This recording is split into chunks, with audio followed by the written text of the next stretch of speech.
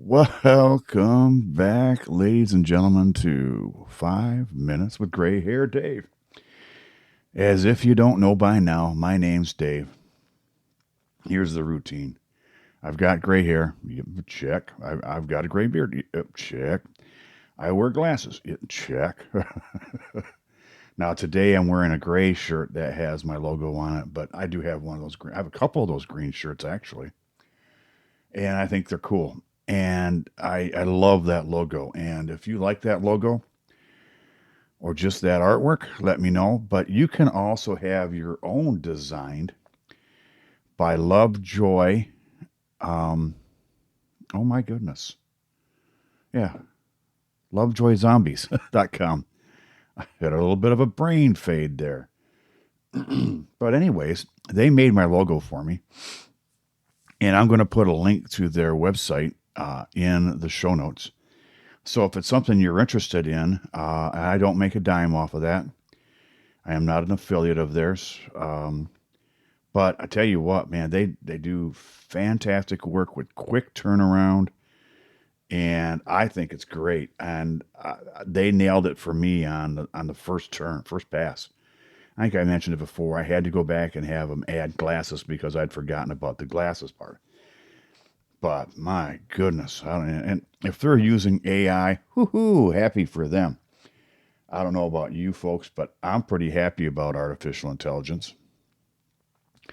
And I know that not everybody is going to be happy with my quote unquote, using air quotes here, folks, liking of all of AI. Well, folks, this is a big, big world. And in this big, big world, everybody's entitled to their own opinion. I'm not here to change your opinion of AI. If you think it's there to kill your job, it ain't helping me any either because I'm also a podcast editor. And a lot of the AI stuff out there that you can use it does some pretty decent editing. Does it have the ear of a human being? No, it's got a computer ear and it's pretty darn good. But anyways, folks, it's I like what it can do. I like the fact that you know it helps and assists me a lot with research. Um, there's a few people that I listen to on podcasts, and a lot of them don't call it artificial intelligence; they call it artificial assistance or assistive intelligence. And it's is it going to hurt the field of personal assistance? Yeah, it is. I believe it is. Virtual assistants. I was about to hire one to help me with this podcast with some of the, not the editing things, but with the scheduling of social media and other advertising effects to where I could start drawing more people in. And virtual assistants are relatively inexpensive in a sense, but AI is you can schedule things and it comes up with some pretty good responses and some pretty good ideas when it comes to all kinds of ideas for social media posts and things such as that. But anyways, folks, I went off subject here. We were talking about 1972, and you remember we were talking about television and movies and things like that, and in this past couple of weeks here, and about the size of televisions, the 25-inch console. And I'm sure if you looked hard enough, you could find a console TV today or have one made for you, but you'd probably be better off with a nice big 50 or 60-inch flat screen. But on those 25 and 24 and 23-inch TVs back in the 70s is where you found out about the news. You found out about the weather. You found out about the TV shows that were coming up. It's where you watched everything. It's where the family gathered around in the evening to watch things together. I remember my dad and I would watch movies in the evenings, or some of the series that came out back then, like Rich Man, Poor Man. I mean, this wasn't. This was probably the prelude to the Dallas and shows like that, but it was more of a evening or PM soap opera. And I don't know if my dad really liked it, but he knew I liked it, and we both found it interesting. But we'd watch movies together, and when the movie Airport came on, I think I've mentioned this. The movie Airport's what got me really interested in working at the airport or for an airline. And oh, I mean, but the conversations my dad and I used to have about that alone, because he said, because it's like he said, hey, I see you found some passion here that I haven't seen before. Which, as you're getting into more mature conversations with your parents in your later teens, like in high school, these are the kinds of conversations that parents enjoy, where they can say, all right, finally I see some passion out of you. How can we grow with that? How can we help you gain or acquire that? What's it going to take? Look into it. And of course, back in the 1970s, there was no internet yet. If you had a computer, it was 99.9% of the time, it was the size of a football field.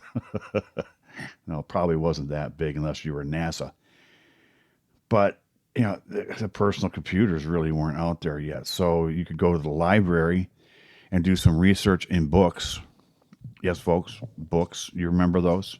Kids, do you remember books? They still have them out there at Books a Million or places like that. But we used to read books or encyclopedias. I remember we had a set of, I think it was called Britannia or Britannica, the Encyclopedia Britannica. It lived upstairs in the attic bedroom. That was Paul's for a while. Then it was Tim's. Never mind, because I had the bigger room upstairs when they left. But I mean, you could find out a lot of things, but if you really wanted to keep up to date, you had to buy a new set every year. And they used to have door to door salesmen. These guys used to sell encyclopedias. That is a job I would never, ever, ever want. I would never want a encyclopedia salesman's job. I tell you, um, or anything door to door. Um, I just, geez, just I don't know that I could take that much rejection in my life. you know, it's like, geez, that was rude. So we're getting closer to the end today, folks. So um, I wanted to go back and talk about things that were happening in in high school those years. Um, Port Huron High School, which is where I went to when I was living in Port Huron, Michigan, it had 1,199 students in grades 9 through 12 with a teacher ratio of 23 to 1. That means 23 kids to every one teacher, uh, which sounds about right. I think our classes were anywhere between 23 to 27, 28 class size. We were a very, very um, mixed high school when it comes to race. And it was interesting, but we had pretty decent football teams.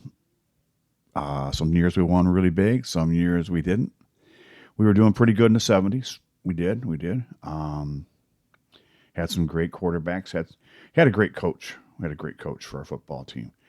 Our baseball teams did rather well. Our basketball teams did okay too. But we were I think what were we? We were a Division two. I'm not sure what division we even played in, but it doesn't matter. It doesn't matter. We all had fun. It was fun to go to the basketball games. It was fun to go to the football games. And here's the sad thing. Not many people attended baseball games. Some did. I mean, don't get me wrong. You're always going to get some people in the football games or the baseball games, but it's not like football, you know. But anyway, that was what we were at there. The famous actors of the day were Marlon Brando, Robert Duvall, who's still around and kicking, I think. I think he's retired. Laurence Olivier, but I don't think we saw much of him. Michael Caine, Al Pacino, remember him in the Godfather movies and also in Serpico, I think it was. I'm probably wrong on that. Um, Joel Grey. There was Paul Winfield, Max von Sydow. He was I think he was British.